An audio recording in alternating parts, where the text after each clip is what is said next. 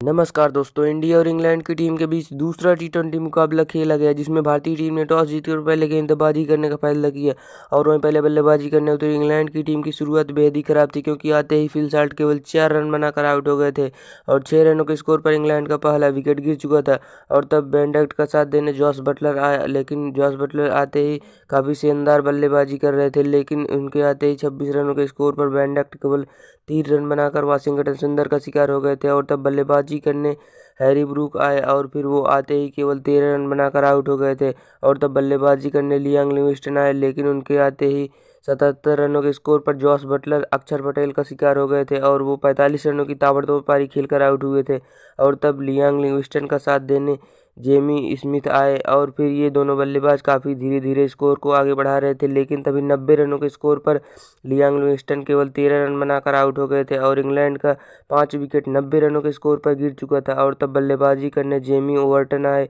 लेकिन उनके आते ही जेमी स्मिथ 22 रन बनाकर आउट हो गए थे और फिर बल्लेबाजी करने ब्रेंडन कॉर्स आए और फिर ये दोनों बल्लेबाज धीरे धीरे स्कोर को आगे बढ़ा रहे थे और 100 रनों के पार पहुंचा दिया था। लेकिन एक तरफ ब्रेंडन कॉर्स काफी ताबड़तोड़ बल्लेबाजी कर रहे थे, लेकिन इसी बीच ओवर्टन केवल 5 रन बनाकर आउट हो गए थे। और तब बल्लेबाजी करने जोफ्रा आर्चर आए, लेकिन उनके आते ही ब्रेंडन कॉर्स रन आउट हो गए और तब जोफ्रा आर्चर का साथ देने आदिल रशीद आए और इंग्लैंड का स्कोर काफ़ी तेज़ी से आगे भाग रहा था, क्योंकि इंग्लैंड की टीम के 150 रनों के आंकड़ा भी पार कर चुकी थी। और फिर उसके बाद 157 रनों के स्कोर पर आदिल रशीद केवल 10 रन बनाकर आउट हो गए थे और इंग्लैंड की 9 विकेट 157 रनों के स्कोर पर गिर चुके थे। और आखिरी में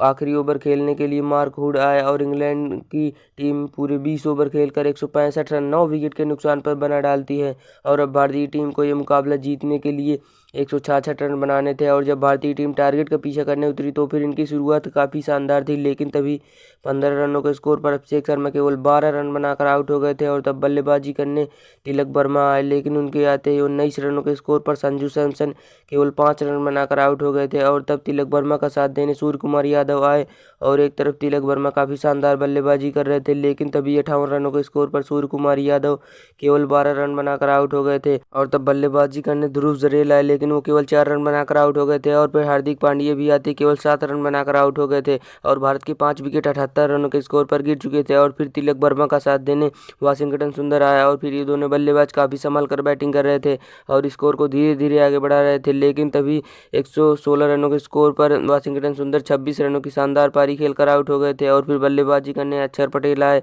और फिर ये भी 2 रन बनाकर आउट हो गए और फिर तिलक वर्मा का साथ देने हर्षदीप सिंह आए। इसी बीच तिलक वर्मा अपना अर्धशतक भी पूरा कर लेते हैं और अब भारतीय टीम को ये मुकाबला जीतने के लिए 24 गेंदों में 21 रन बनाने थे, लेकिन तभी 146 रनों के स्कोर पर हर्षदीप सिंह 6 रन बनाकर आउट हो गए थे। और फिर बल्लेबाजी करने रवि बिश्नोई आए और फिर ये दोनों बल्लेबाज स्कोर को 150 रनों के पार पहुंचा देते हैं। और अब भारतीय टीम को आखिरी ओवर में 6 रन बनाने थे इस रोमांचक मुकाबले को जीतने के लिए। और फिर तिलक वर्मा ने 2 रन लिया और फिर चौका लगाकर भारतीय टीम को इस रोमांचक मुकाबले में जीत दिलवा दी और भारतीय टीम इस रोमांचक मुकाबले में जीत चुकी है 2 विकेटों से और इस सीरीज में 2-0 की बढ़त भी बना चुकी है।